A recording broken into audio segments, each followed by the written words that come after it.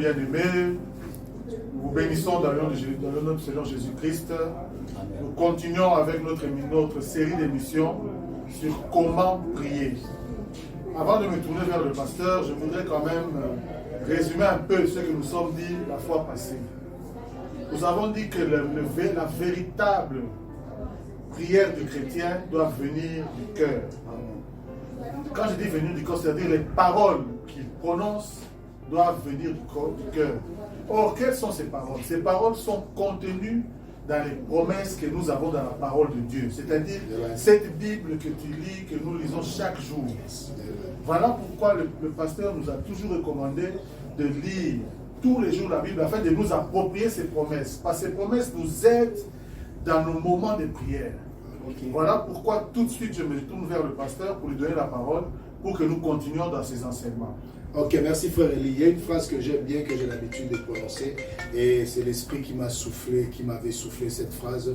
J'ai toujours dit que la prière nous transforme, la parole nous rassure et la foi nous permet d'obtenir. Ces trois choses sont en accord et restent d'accord.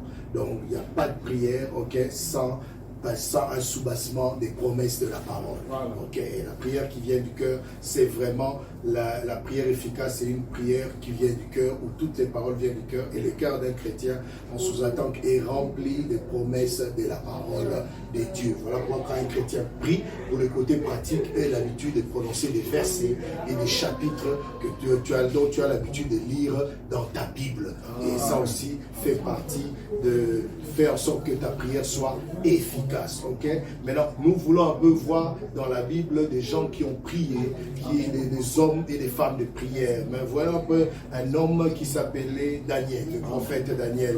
Je suis dans Daniel chapitre 6 et je commence à lire au verset 7. Tous les chefs du royaume, les intendants, les strapes, les conseillers et les gouvernements sont d'avis qu'il soit publié un édit royal avec une défense sévère. Pourtant que quiconque dans l'espace de 30 jours adressera des prières à quelque dieu ou à quelque homme, excepté à toi, ô roi, sera jeté dans la fosse aux lions. Maintenant, ô roi, confirme la défense et écrit le décret, afin qu'il soit irrévocable, selon la loi des Mèdes et la loi des Perses, qui est immuable. Là-dessus, le roi Darius écrivit le décret et la défense. Lorsque Daniel, notre prophète, un homme de prière, sut que le décret était écrit, il se retira dans sa maison où les fenêtres de la chambre supérieure étaient ouvertes dans la direction de Jérusalem, et 3 fois le jour, il se mettait à genoux, il priait et il louait son Dieu comme il le faisait auparavant. J'aime la dernière phrase, comme il le faisait auparavant. Donc Daniel avait créé des habitudes de prière. La Bible dit qu'il priait 3 fois par jour.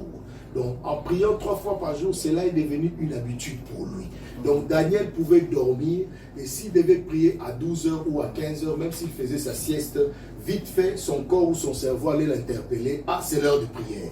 Donc, il allait sursauter de son sommeil parce que c'était devenu une habitude. Et comme c'était devenu une habitude, vous allez voir qu'il y a un décret qui interdit, à l'époque de Daniel, qui interdit aux gens de prier qu'un autre Dieu que le roi. Mais puisque c'était une habitude, Daniel a continué quand même dans ses habitudes dans la prière. Parce que quand un homme ou une femme devient un homme ou une femme de prière, il est difficile maintenant que cet homme ou une femme de prière soit distrait ou s'habitue à autre chose. Son corps va toujours l'appeler, son corps, son esprit, son âme, tout entier va toujours l'appeler à la prière. Alléluia. Ça, nous devons le retenir. Donc, il faut créer des habitudes de prière. Tu peux commencer en chantant, en louant Dieu. Là, je voulais ouvrir une parenthèse, un contexte où je voulais parler de la pratique, un contexte pratique où tu peux commencer, même si le mot ne te vient pas directement, donc tu peux commencer à adorer, à chanter les cantiques. Petit à petit, tu peux faire 5 minutes, 10 minutes à chanter les cantiques et tu verras le mot va commencer à venir. Et comme nous l'avons dit l'autre fois, une adoration et un louange est aussi une prière. Alléluia. L'adoration et une louange est aussi une prière. Donc commence même 10 minutes avec l'adoration à des cantiques, 20 minutes, petit à petit, tu peux prier, 20 minutes, 10 minutes. Après, tu pourras augmenter tes heures de prière, mais crée ces habitudes. Crée cette habitude de prière, crée ces habitudes chaque jour de prier 1 fois, 2 fois ou 3 fois le jour, comme Daniel qui n'a pas craint les décrets parce que c'était devenu une habitude pour lui.